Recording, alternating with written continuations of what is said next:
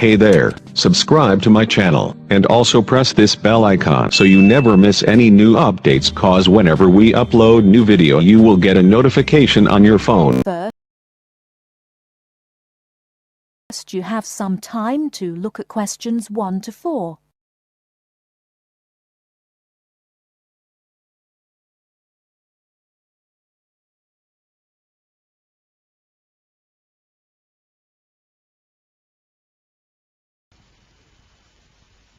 Right, everyone, my name is Kathy Smith.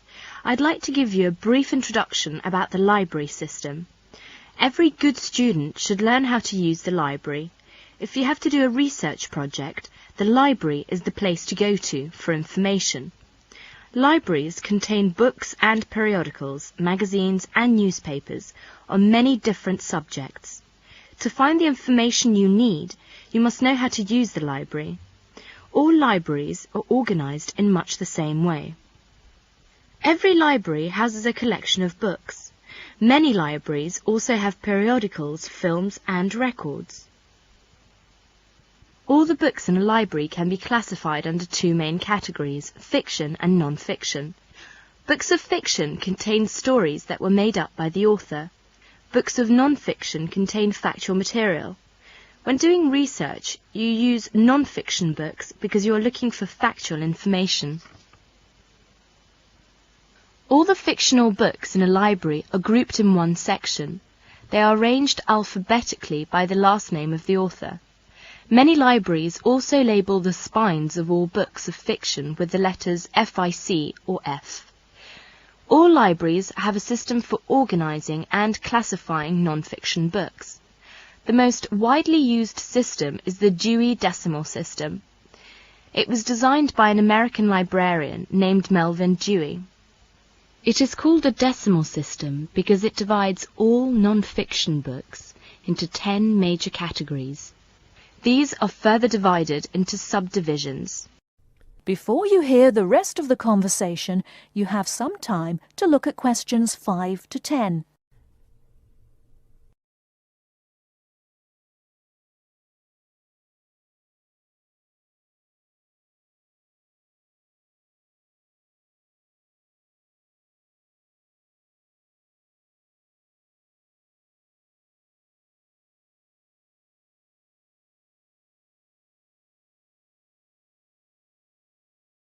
Now listen and answer questions 5 to 10. For example, all science books are numbered from 500 through 599. Each different field of science has a number within the 500 category. For example, astronomy is 520 and chemistry is 540. The Dewey Decimal System provides a category for every type of non-fiction book. The best way to locate a book in the library is to use the card catalogue. The card catalogue is an index of all the books in the library. Information about a book is listed on cards. All the cards are filed alphabetically and stored in drawers in large cabinets. The card catalogue can help you locate a particular book, a book on a certain subject, or a book by a particular author. In the card catalogue, each book has 3 cards, an author card, a title card and a subject card. The author card is alphabetized under the author's name. The title card is filed alphabetically according to the title of the book. The subject card is filed alphabetically under the name of the subject of the book. In many university libraries, they use their own Biblitus cataloguing system or the microfiche system. Both of them list publications under author and title, and both are very easy to use. Now let us see the reference books. We all know that reference books make up an important part of a library's non-fiction books collection. They contain facts and information about any subject you can think of. Reference books are not meant to be read from cover to cover. You should use them when you want important facts and information about a particular subject. Let's see some major types of reference books. First, dictionaries. Dictionaries are books that list and give the meanings of the words in a language. They also give the pronunciation of words in a dictionary which are listed alphabetically. Second is encyclopedias. Encyclopedias are reference books that provide factual information about people, events, places and subjects of lasting interest. Each article is written by a specialist on the topic being discussed. An encyclopedia usually consists of a number of books arranged in a set. The volumes are arranged in alphabetical order according to the topic of each article. Letters are stamped on the spine of each volume to indicate the alphabetical rang of the topics in each volume. For instance, if you wanted to find information about the moon, you would look in volume 8 of the encyclopedia pictured here. Next is atlases. An atlas is a book of maps. It may contain many different kinds of maps. The maps in an atlas are often arranged alphabetically by country or continent. Almanacs are also a type of reference books. An almanac is a book that contains recent statistics and summaries of information on a wide variety of topics. It is published annually. Information is listed alphabetically by subject. Indexes are alphabetical lists of names, titles and subjects that tell where information about each can be found in other publications. For example, the Reader's Guide to Periodical Literature can help you find magazine articles that have been published about a particular subject. It will give you the names of publications that have carried articles about the subject, the dates and volume numbers of the particular issue in which the articles appeared. You should be aware that reference books may not be taken out of the library under any circumstances. They are used only in the library. That is the end of part 1. You now have half a minute to check your answers.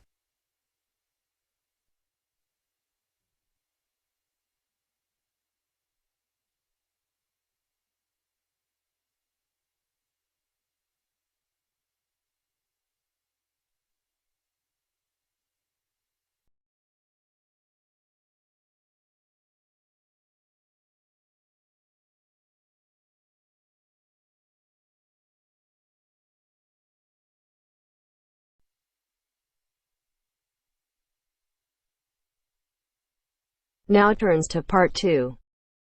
Part 2. Section 2. You are going to hear a lecture about dining services. First, you have some time to look at questions 11 to 14.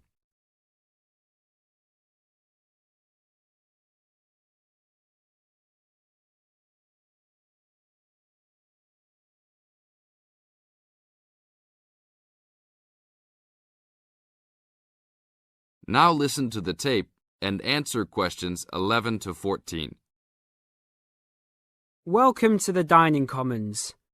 This is the newest facility on campus, and I'm proud to say, also one of the best. I know that all university students miss eating home-cooked food. Well, this year, we are hoping to provide students with food and services that will make you feel at home, even without your family. The administration has been listening to the voice of the students.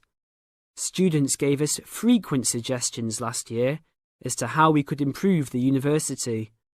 One of the most frequent suggestions was improving the dining options.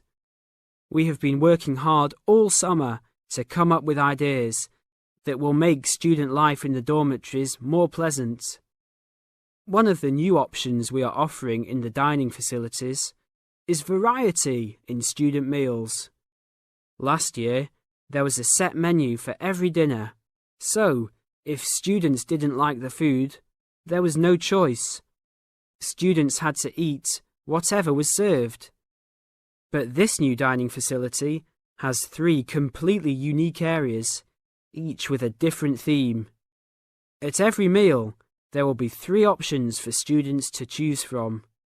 For example, there might be Italian food at station number 1, which might consist of pizza and pasta. At station number 2, there would be American food, consisting of hamburgers and hot dogs. At station number 3, there could be vegetarian soups and salads, accommodating all the vegetarians. We hope that with the greater selection of food, all students will find something to their liking. Now look at questions 15 to 20.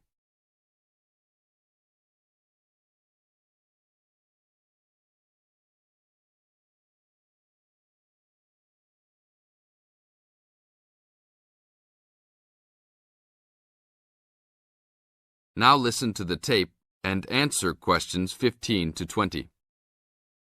Not only will students have more options, the food will also be better. Each section of the facility will have a head chef. These are real chefs that have been trained in culinary school and have been hired specifically by the school to work in the dining facilities. All of the chefs have a speciality. The school is hoping that these chefs will prepare better tasting and more nutritious food. Every student will be able to make suggestions and also give their input as to which menus taste better. Last year, many students complained that the dining facilities didn't have very convenient hours. This year, we hope to change that. We will open for breakfast at 6 a.m. to accommodate all the early risers. In the evenings, we will open until midnight for all the students that like to go for a late night snack. The afternoons will still remain closed, but we will have a student store open that will provide all students with drinks and fruit. The student store will be open every day from 2 p.m. to 5 p.m. Every student that has paid full tuition and dormitory fees has already paid for their dining facility fees. Students can eat at any time and in any amount for free. If you are a student that does not live in a dormitory, you can still purchase a dining facility card. This card will entitle you to the full services of the dining facility. This card is available only for students and is not open to the general public. If you are not a student and wish to dine here, you must purchase meals at the door. There are a few rules to follow. Even though we do not limit the amount of food that can be taken, we do not want students to waste food. Please do not take more than you can eat. Also, every student must clean his or her own trays and plates. We will provide plates and trays for student use, but please do not abuse these items. Please do not leave your plates on the tables. Your parents are not here to clean up after you anymore, so I hope all students will be responsible. Thank you for your attention and enjoy the upcoming year. That is the end of part 2. You now have half a minute to check your answers.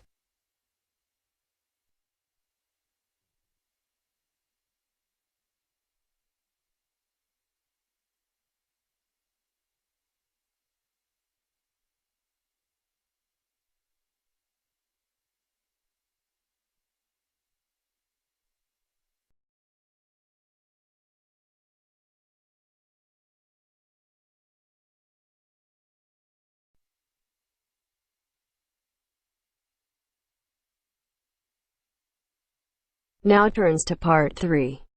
Part 3. You will hear a conversation between Caesar and a welfare officer.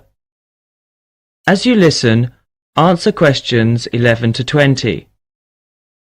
First, you have some time to look at questions 21 to 26.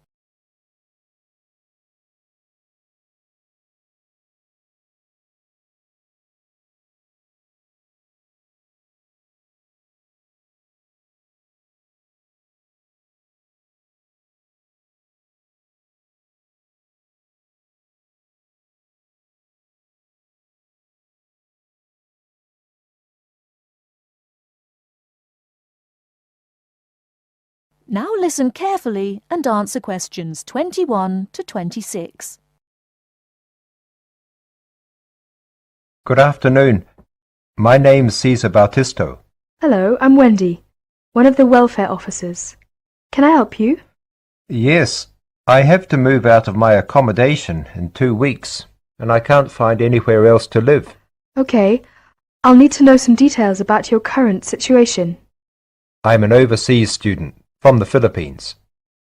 The college gave me a temporary room for 1 month. I can't find anywhere else, and I have no money. Have you told the college about your position, or asked them to let you stay longer in your accommodation? No, not yet. I didn't think that would be possible. Well, we can contact the accommodation service on your behalf to see if they'll let you stay a little longer, until you can find an alternative. Thank you. But I'm not sure that I can find another place, as they all ask for money before moving in, and I don't have any. Yes, it is usual in this country for landlords to ask for up to a month's rent in advance. Don't you have any money at all? Hardly any. I'm waiting for my grant cheque to be sent from the Philippines at the moment. It should have been here for me to collect when I arrived in Britain, but it seems to have been lost. You can apply for emergency loan from the union if you want. The loan can be for up to £200, and we ask for a post-dated cheque for the same amount to be given to us, so that we can recover the money once you receive your grant cheque. That would be very good.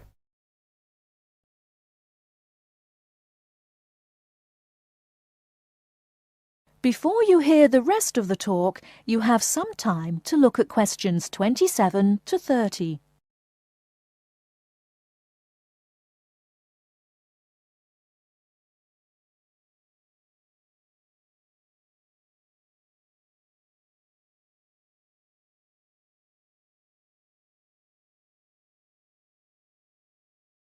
Now listen and answer questions 27 to 30. I'll apply, but I'm still worried about how to find new accommodation. As I said earlier, we can ask the college to extend the time you're allowed to stay in your present accommodation. They may refuse, of course.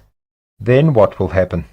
If the worst comes to the worst, the union may be able to provide some very short-term emergency accommodation.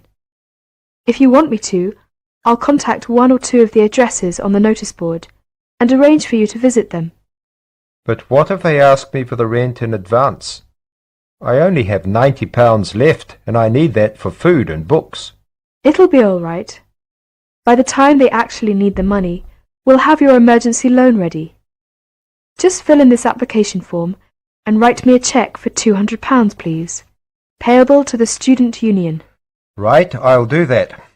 Thank you very much for your help. I'm feeling more optimistic now.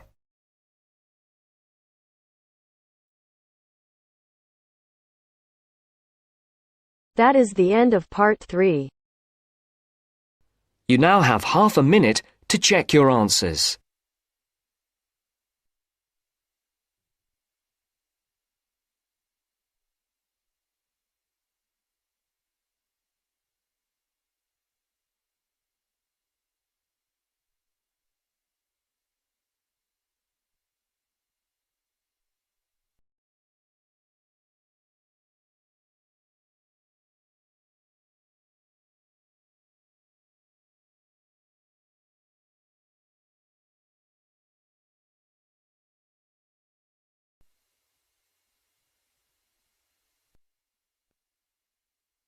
Now turns to part 4.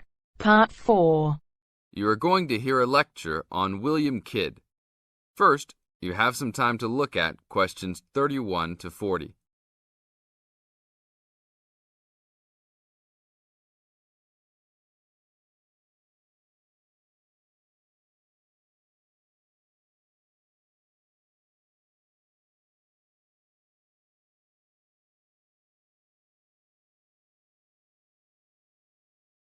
Now listen to the tape and answer the questions. A Pirate Story, William Kidd. William Kidd, who was better known by the name Captain Kidd, was a 17th century British privateer and semi-legendary pirate who became celebrated in English literature as one of the most colourful outlaws of all time. Fortune seekers have hunted his buried treasure in vain through succeeding centuries. Kidd's early career is obscure. It is believed he went to sea as a youth. After 1689, he was sailing as a legitimate privateer for Great Britain against the French in the West Indies and off the coast of North America. In 1690, he was an established sea captain and shipowner in New York City, where he owned property. At various times he was dispatched by both New York and Massachusetts to rid the coast of enemy privateers. In London in 1695, he received a royal commission to apprehend pirates who molested the ships of the East India Company in the Red Sea and in the Indian Ocean. Kidd sailed from Deptford on his ship, the Adventure Galley, on February 27, 1696, called at Plymouth, and arrived at New York City on July 4th to take on more men.